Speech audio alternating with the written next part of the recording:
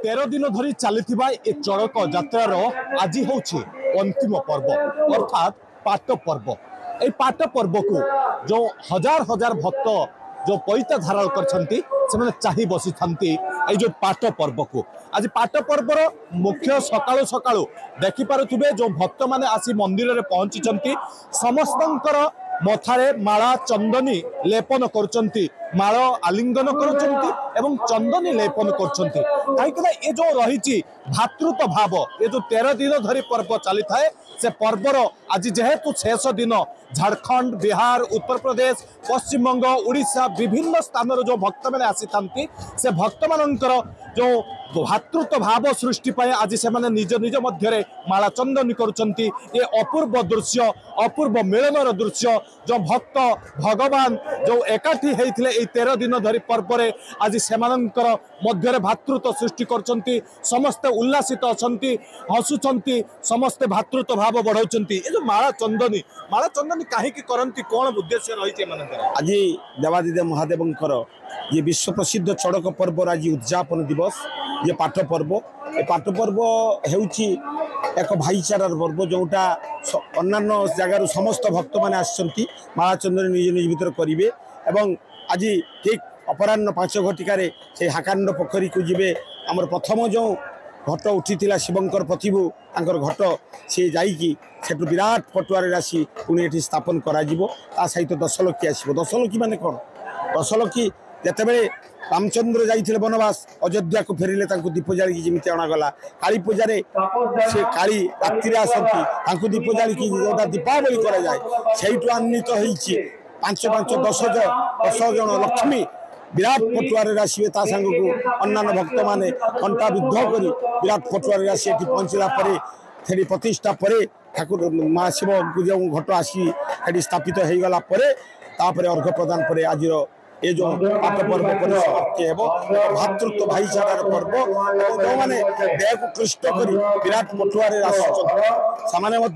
आसवे विराट आज जो पटुआर देके आसवे समस्त सेवायत माने जो आमर शिवंकर जो घट आज देखिए विराट पटुआर आसी समस्त आनंद उल्लास आनंद उल्लास आसवे ये हूँ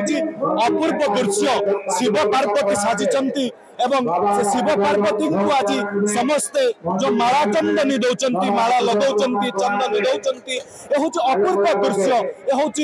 चंदनेश्वर पीठर एभली अपूर्व दृश्य देखा मिलता है लक्ष लक्ष भक्त आसती भगवान जेहेतु तांकर सानिध्य पाइबा आज रही पाट यात्रा निज देह को कष्ट साध्य करेंगे कंटा धारण करेंगे आसवे कंटा धारण करेंगे आज भक्त माने पाट पर्वर अंतिम पर्व आज ये जो कंटा कहीं धारण करते कारण कौन देखो भोलानाथ को संतुष्ट करने भक्त विभिन्न उपाय आराधना करें आप देखुं जो आसंता गतकाल जो नील पर्व भक्त मैंने आदौ उपवास रही आदौ किसी फलाहार कर शिव को संतुष्ट करने उपवास करते आज भाव में श्रीजीकर जो पाठ पर्व ए हजार हजार कंटा मान देह विद्ध कर विशाल पटुआर आसवे ये कुछ साधना करी शरीर को कष्ट दे भोलानाथ को संतुष्ट करने उद्देश्य से कुछ साधना को अवलंबन कर जो कंटा मान देह फुड़ी एक विशाल पटुआर श्रीजी गर्भगृह से प्रवेश कर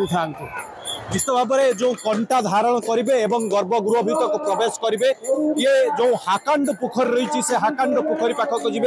जीभ छेद सबुआड़े कंटा धारण करेंगे एवं भक्त जो भाव में गोटे लोक कथा रही किंवदंती रही तपे बर तो कपे बर बाबा को जदि तप करेंगे तप करेंगे